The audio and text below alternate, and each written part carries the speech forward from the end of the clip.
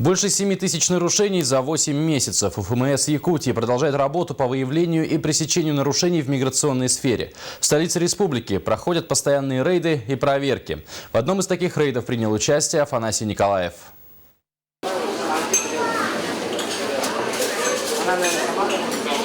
Сотрудники УФМС пришли с проверкой в одно из столичных кафе, расположенном в самом центре Якутска. Причем кафе не из дешевых, но прибытие миграционного контроля вызвало небывалый ажиотаж среди сотрудников.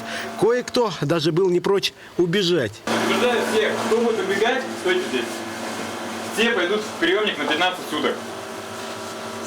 Убегать не надо никому, вы уже все попались. Причем гости из ближнего зарубежья пытались скрыться не зря. Сходу выявлено 3 нарушителя и несколько граждан, нуждающихся в проверке. Всех их увозят в отдел.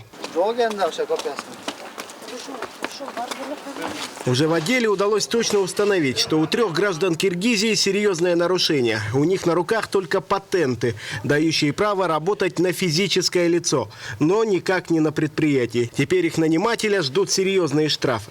Штрафы достаточно серьезные, 25 тысяч, либо это если это индивидуальный предприниматель, если же это юридическое лицо, то от 250, либо приостановление деятельности предприятия на срок до 90 суток. С начала этого года сотрудниками УФМС было выявлено больше 7 тысяч нарушений. Чаще всего это нарушение режима пребывания и незаконное трудоустройство. На настоящий момент привлечено 845 иностранных граждан незаконной трудовой деятельности.